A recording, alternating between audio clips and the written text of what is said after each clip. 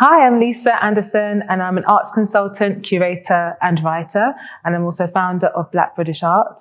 I also have an arts advisory called Lisa Anderson Art Advisory. Okay, so around 2015, I was just really keen to voice my passion for art, particularly art from the African diaspora in the UK. And I did a quick Google to see whether there was an all-encompassing website that would show me past, present, expressions of, creativity in terms of fine art from that group of artists. And I couldn't find anything. I found reference to a book on Black British art. I found reference to some research projects, but I didn't see anything that was pulling all different strands of activity together. And so I started Black British Art really as a curatorial inquiry to present the kind of works that are being shown at various levels of the arts industry.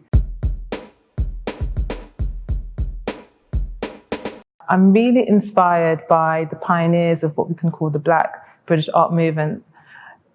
Those artists in the 1980s who, in response to the lack of support and understanding for the issues that they were dealing with on a societal level, and also the kind of works they wanted to present, developed collectives to start creating work and supporting each other in doing that.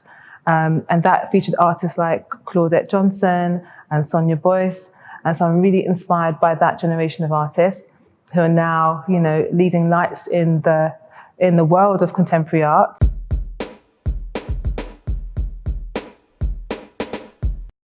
So there are various definitions of what an art consultant is, but essentially it's somebody who does advise on the acquisition of art, whether it's for businesses or personal collections, and someone who's an expert in art from various schools of art, various histories of art. So it's a broad spectrum.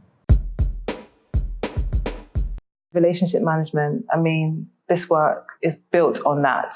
So you have to be somebody who is confident in building up relationships and also in managing those relationships ongoingly, because your reputation is everything.